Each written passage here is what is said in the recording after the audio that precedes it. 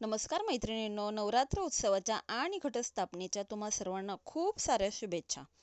सर्वांना 11 दिवसाचे उपवास असतील असे मानूया, आणि जरी नसतील तरी हरकत नाही. उपवास नसणारे सुद्धा ह्या पुऱ्या अगदी आनंदाने खातील आणि आवडीने खातील याची मला खात्री आहे. आणि ह्या पुऱ्या बनवताना मी एक थेंब सुद्धा पाण्याचा वापर केलेला नाहीये. तर चला तर मग आपण रेसिपी जाणून घेऊया. तर इथे मी 5 उकडलेले मीडियम आकाराचे बटाटे घेतलेले आहे. त्यांची मी साल इथे काढलेली आहे. त्यानंतर हे बटाटे मी छान असे किसून घेणार आहे. पूर्ण हे बटाटे किसून घ्यायचे आहे. तुम्ही मॅशही करून घेऊ शकता, परंतु किसले तर मग काय होतं ना, त्या पिठामध्ये ते बटाटे छान असे मॅच होऊन जातात. म्हणजे मध्ये मध्ये त्याच्या फोडी वगैरे हाताला लागत नाहीत. त्याच्यामुळे हे बटाटे आपल्याला मस्त असे किसून घ्यायचे आहेत. आणि ही रेसिपी जेवढी बनवायला झटपट आहे तेवढीच ती खायला खूप अशी चविष्ट आहे. आणि आपल्याला एक थेंबही पाण्याचा यामध्ये वापर करायचा नाहीये, कारण आपण यामध्ये बटाट्याचं प्रमाण हे जास्त ठेवलेलं आहे.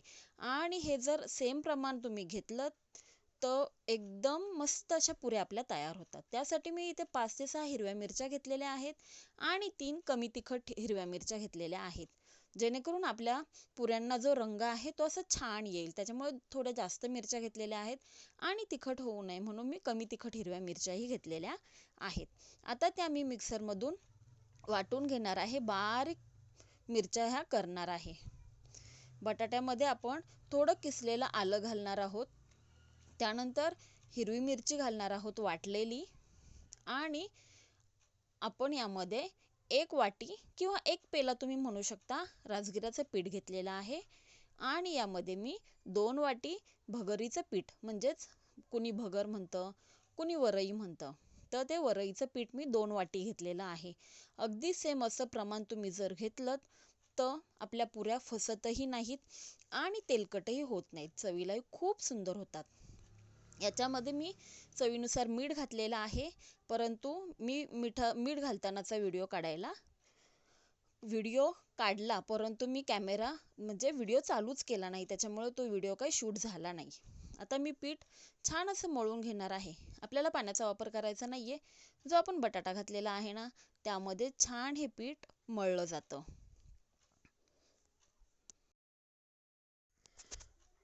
पीठ एकदम आपल्याला छान मळून घ्यायचे आहे.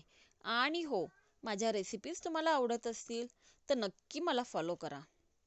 नक्की रेसिपींना लाईक करा, शेअर करा आणि हो, सबस्क्राईब करायला मात्र विसरू नका. अशाच नवनवीन रेसिपीज मी तुमच्यासाठी घेऊन येत असते. त्याच्यामुळे शीतल्स फूड कॉर्नरला नक्की सबस्क्राईब करा.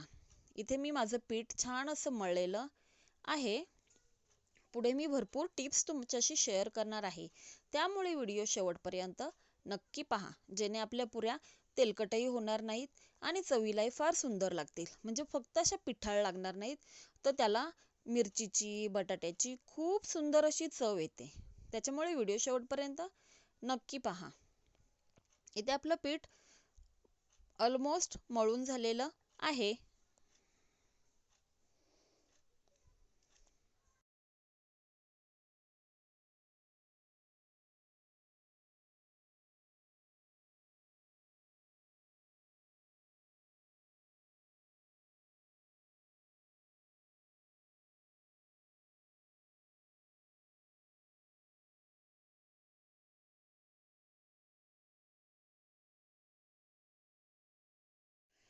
पाहू शकता आपल्या इथे पीठ मळून झालेलं आहे.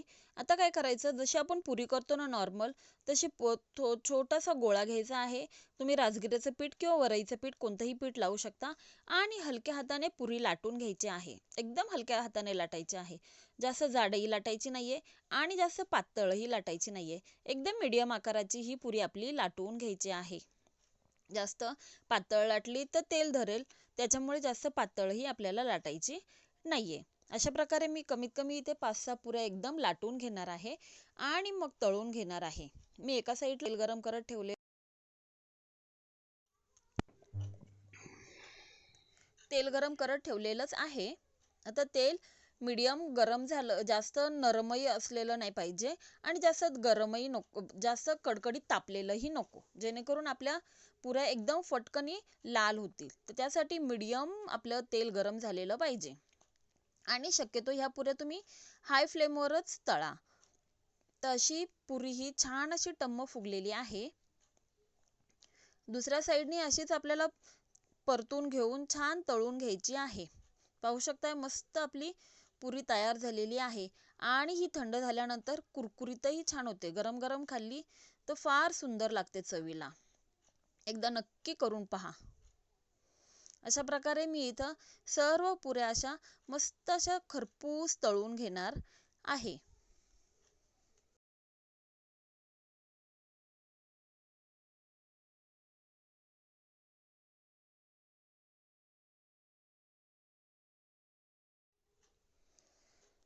अशा प्रकारे तयार आहेत आपल्या उपवासाच्या पुऱ्या. पाहू शकताय किती दिसायला सुंदर अशा झालेल्या आहेत. रेसिपी आवडली असेल तर नक्की लाईक करा, शेअर करा आणि हो, चॅनलला सबस्क्राईब करायला मात्र विसरू नका. अशाच नवनवीन रेसिपीसाठी शीतल्स फूड कॉर्नरला नक्की सबस्क्राईब करा. चला तर मग भेटूया पुन्हा. तोपर्यंत बाय.